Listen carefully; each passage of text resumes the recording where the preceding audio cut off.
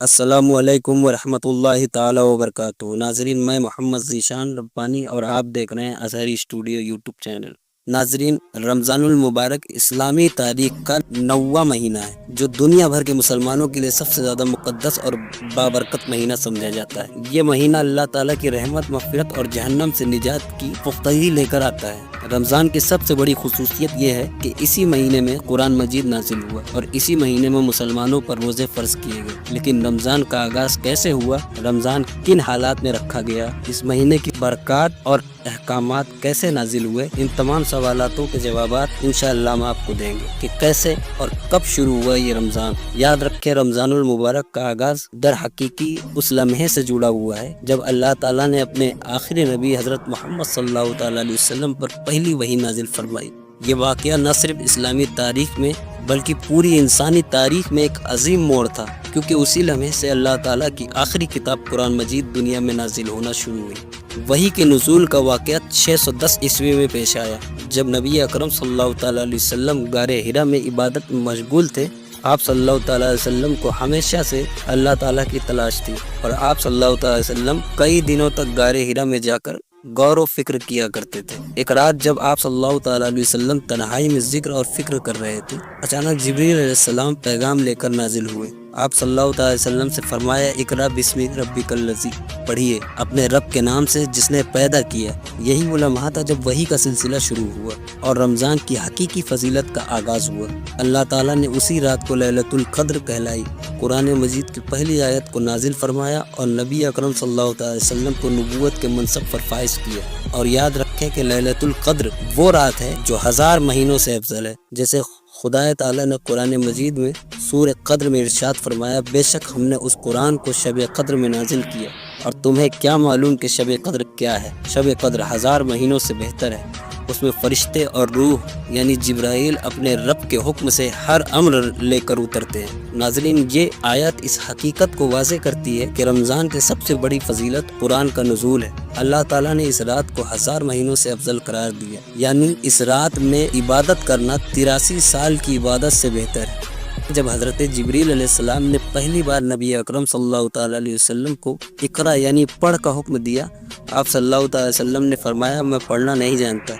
इस पर हज़रत जिब्रील अलैहिस्सलाम ने आप सल्लल्लाहु ताला अलैहि वसल्लम को ज़ोर से सीने से लगाया और दोबारा कहा, इकरा बिस्मि रब्बिकल लज़ी, पढ़ अपने रब के नाम से जिसने पैदा किया। 3 बार ये अमल दोहराया गया और फिर जब हज़रत जिब्रील अलैहिस्सलाम वापस चले गए तो नबी करीम सल्लल्लाहु अलैहि वसल्लम पर एक गहरी कैफियत तारी थी। आप सल्लल्लाहु अलैहि वसल्लम घर वापस गए और हज़रत खदीजा रज़ियल्लाहु तआला अन्हा से फरमाया, मुझे कम्बल दो। आप सल्लल्लाहु अलैहि वसल्लम का जिस्म काँप रहा था और आप सल्लल्लाहु अलैहि वसल्लम को इस अजीम जिम्मेदारी का एहसास हो रहा था जो अल्लाह ताला ने आप सल्लल्लाहु अलैहि वसल्लम को अता की थी। हज़रत खदीजा रज़ियल्लाहु तआला अन्हा ने आप सल्लल्लाहु अलैहि वसल्लम को तसल्ली दी और फरमाया, अल्लाह की कसम, अल्लाह ताला आपको कभी ज़ाया नहीं करेगा, क्योंकि आप सुलह रहमी करते हैं, सच बोलते हैं, ज़रूरतमंदों की मदद करते हैं, मेहमान नवाजी करते हैं और हक़ के रास्ते में लोगों की मदद करते हैं। नाज़रीन, ये अल्फाज न सिर्फ नबी करीम सल्लल्लाहु अलैहि वसल्लम के लिए एक तसल्ली थी, बल्कि इस बात की भी गवाही थी कि आप सल्लल्लाहु अलैहि वसल्लम हमेशा से नेकी और हक़ के रास्ते पर थे।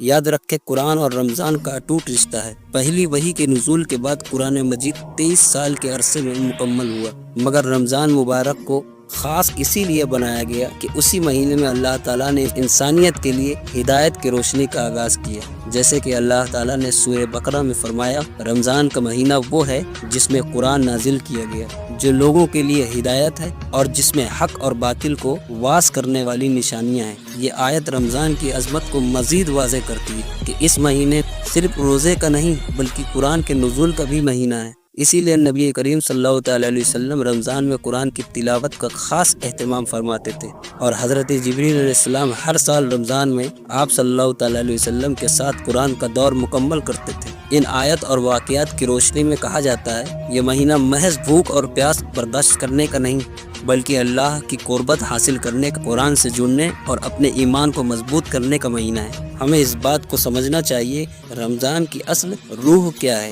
یہ وہ وقت ہے جب اللہ تعالیٰ نے انسانیت کو قرآن کی شکل میں ایک رہنمائی دی، اور اس مہینے میں ہمیں چاہیے کہ ہم قرآن کو زیادہ سے زیادہ پڑھیں، سمجھیں اور اس پر عمل کریں، تاکہ رمضان کی برکتیں ہماری زندگی میں حقیقی معنوں میں شامل ہو سکے۔ ناظرین، یہ تو رمضان کی عبادت کا تذکرہ تھا کہ رمضان کی عبادت پہلی وحی کے ساتھ ہی ہو چکی تھی، کیونکہ قرآن کا نزول لیلۃ القدر میں ہوا، اور لیلۃ القدر رمضان ہی کی رات میں ہے۔ لیکن یاد رکھیں کہ رمضان کے روزے وحی کے ساتھ فرض نہیں ہوئے تھے، بلکہ بعد میں فرض ہوئے۔ رمضان کے روزے کب فرض ہوئے آپ کو بتاتے چلیں۔ اسلام میں ابتدائی دور میں عبادت میں بنیادی طور پر نماز، ذکر اور دیگر روحانی اعمال شامل تھے، مگر روزے کا حکم ہجرت مدینہ کے بعد سن 2 ہجری میں نازل ہوا۔ یہ ایک اہم موڑ تھا، کیونکہ اس کے ذریعے اللہ تعالیٰ نے مسلمانوں کو ایک ایسی عبادت کا حکم دیا جو نہ صرف جسمانی بلکہ روحانی اور اخلاقی تربیت کا ذریعہ بنی۔ یاد رکھیں کہ اسلام میں ہر عبادت کے پیچھے ایک گہری حقیقت پوشیدہ ہے، اور روزوں کا حکم بھی محض بھوک اور پیاس برداشت کرنے کے لیے نہیں، روزوں کا حکم محض بھوک اور پیاس برداشت کرنے کے لیے نہیں دیا گیا، بلکہ اس کا بنیادی مقصد تقوی یعنی پرہیزگاری اور اللہ تعالیٰ کا قرب حاصل کرنا تھا۔ جیسا کہ اللہ تعالیٰ نے قرآن مجید میں روزوں کے فرض ہونے کے بارے میں ارشاد فرمایا کہ اے ایمان والو، تم پر روزے فرض کیے گئے جیسے کہ تم سے پہلے لوگوں پر روزے فرض کیے گئے تاکہ تم تقوی اختیار کرو۔ یہ آیت نہ صرف روزے کے فرض ہونے کی وجوہات بنی، بلکہ اس میں یہ بھی بتایا گیا کہ روزہ کوئی نئی عبادت نہیں بلکہ پچھلی امتوں پر بھی لازم تھا۔